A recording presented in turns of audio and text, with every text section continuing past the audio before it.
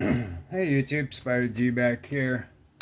Uh, just got done sharpening this, and it's a long video on this one, but it's worth the watch. There's a lot of information in it, and the results on this particular knife are insane. This is the Asher Knives Spiro in G10 20CV. This thing is amazingly sharp. I mean, it is incredibly sharp. Like my sharpening freehand sharpening skills have just gone through the roof. It is, since I've got the 2200 8x3 plate, ultra sharp, and then the Sharpple double-sided 325 and 1200 8x3 just changed the game for me. That is just awesome product right there. It has the case, everything. Now I need a case for my 8x3s. In the video I show all the cases and all the extras I have for my fixed angles and stuff. So it's a good watch. Once it does get, it's about 40 minutes, but I'm not sharpening the whole time. A lot of it is, just kind of talking through and just showing stuff and showing my new things, how I'm organizing,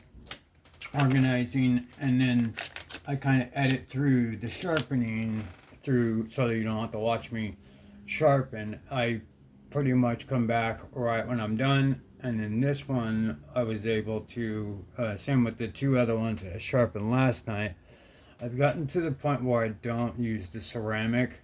I just go back and forth with the stone, burr minimalization before I hit to the 1200.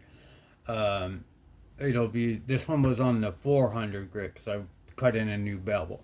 Usually I start on the 6, but this one I went to the 4, so it has a 400 starting, just to kind of profile that new bevel in, because I just wanted to match it because it was uneven, and all this is explained in there. But now that it is nice and sharp, I want to go ahead and open it up and clean it and possibly put some skips in it, because I just might list one of my Ashers. And this one is the sharp, and this one is 20 CV. It is awesome knife. Now if I can go ahead and open this up, I'll go ahead and clean out any of these shavings, because I did use the stones quite a bit.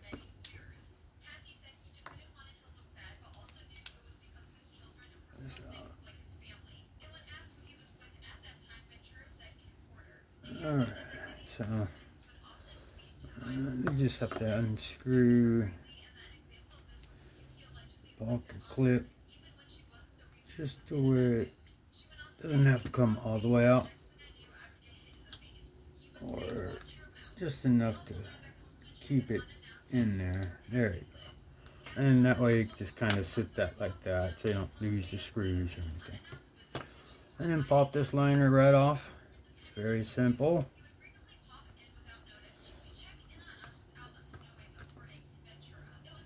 Yeah. Okay, so got some pretty good bearings in it already, but yeah, they feel like 5mm 1/16. So we'll go ahead and throw some skips in here as well. Why not? I gotta order some for my titanium ones. They're 6mm pivots, and I think 3/64. I'll have to double check. But grab the alcohol here. Let's clean this off. Let's clean the blade off. And make sure we get this out of play. This one is seriously sharp. I say that about like all the knives, but this one is really sharp.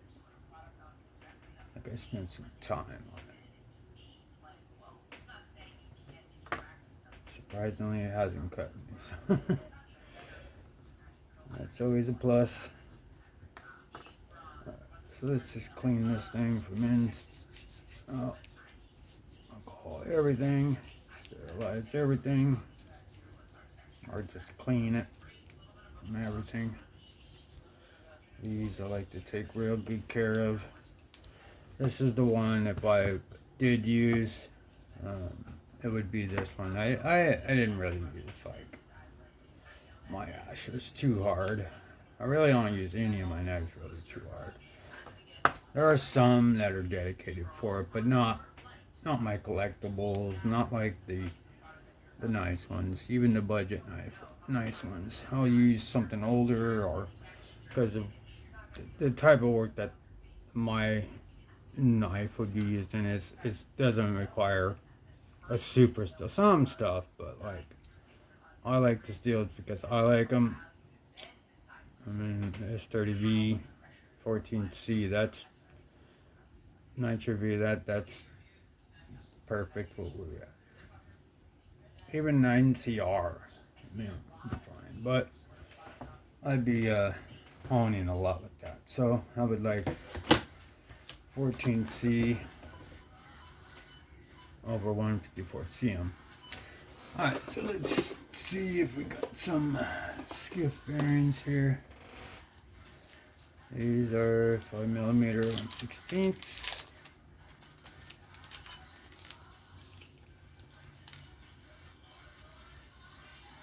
We'll use these ones here. Let's go ahead and clean those off.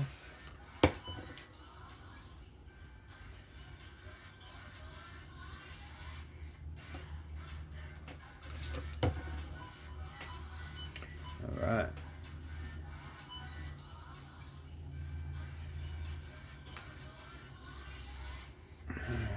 There we go.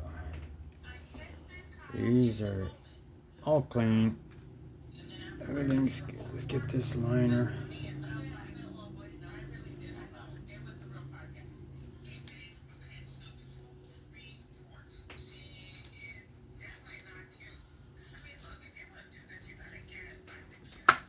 Okay, so let's go ahead and lubricate these bearings. Everything looks good. Put a little bit of juice in there. This one's got a pretty stout detent as well. It's, yeah. And that's me saying that. Like, I like stout detents. Like Lefty. But almost even more. Alright, so let's get that. There we go. Now, anything that's going to be rubbing, except that side, I'll go ahead and put this back on.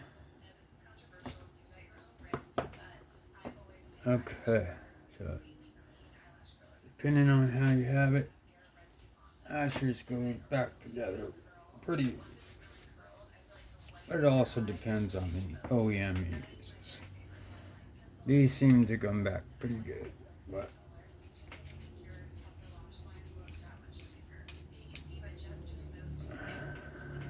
there we go. I just wanted to clean that off. Lockup looks good. Let's go ahead and pour this liner in. That's good. Put the scale on. And we'll leave this screw in there. Pocket clip fell out, but that's okay. Let's seat this all the way down. Let's make sure the liner's in there. There we go. Stop in. Make sure my stop pin's in. It's flush. Flush on out. That's flush. Okay. Good to go. Let's go ahead and put in the pivot screws just to keep everything together.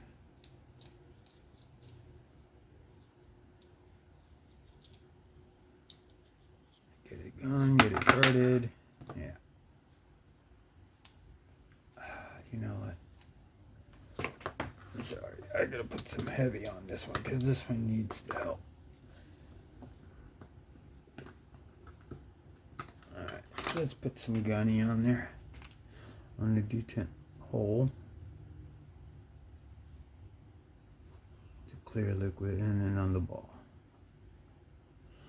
Just a little dab. And then we could put away the KPL. Alright. Now, let's go and put this back on. You could run this heavy down the track.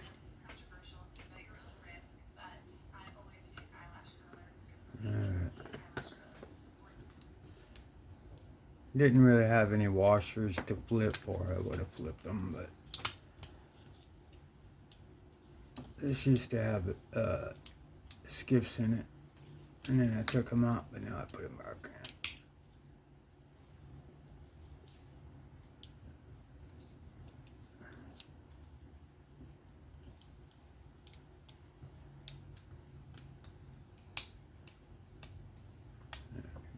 And that's seated. Sometimes you gotta open it up, close it. All kinds of different ways to put together something here. Just alright. Let's put the body screw in. And we're just gonna make that to a snugness, because that could yank it one way or another. This one. Alright. Just right about there.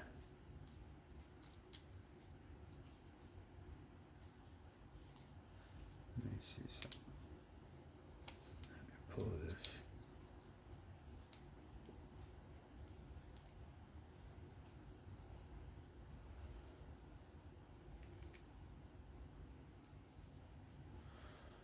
Okay, yeah, that's good. Just make it snug. And then we're gonna go ahead and put in the pocket clip screw, because it's much easier to come in with these prongs on the wire clips and slip it behind it, rather than trying to get that screw in between the prongs.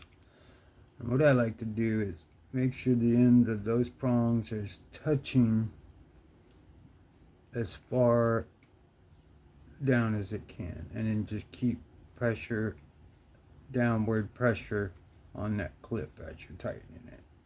Don't over tight it, just make it snug as possible without rolling. The clip is long, and wires, they will move. There's nothing you can do about it, so just hold it down here, get used to it, or put an aftermarket one.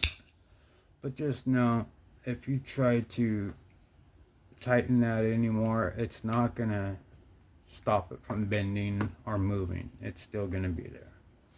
So all you'd be doing is stripping out your pocket clip screw, and that is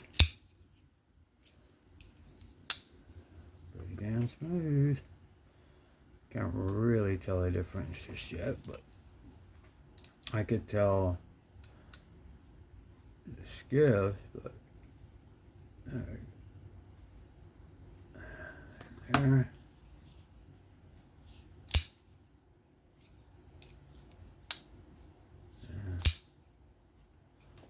It's pretty good. Where's my rag? Let's wipe this off. Disassembly cleaning of the Astronaut Spiro and G10 20 CV. Put it to where I like it. It's good if I was to put it on the general way, but I like to have nice sturdy. Yeah, this is good. Very good. Sharp knife. It's got some skiffs in it now, and it's ready to go.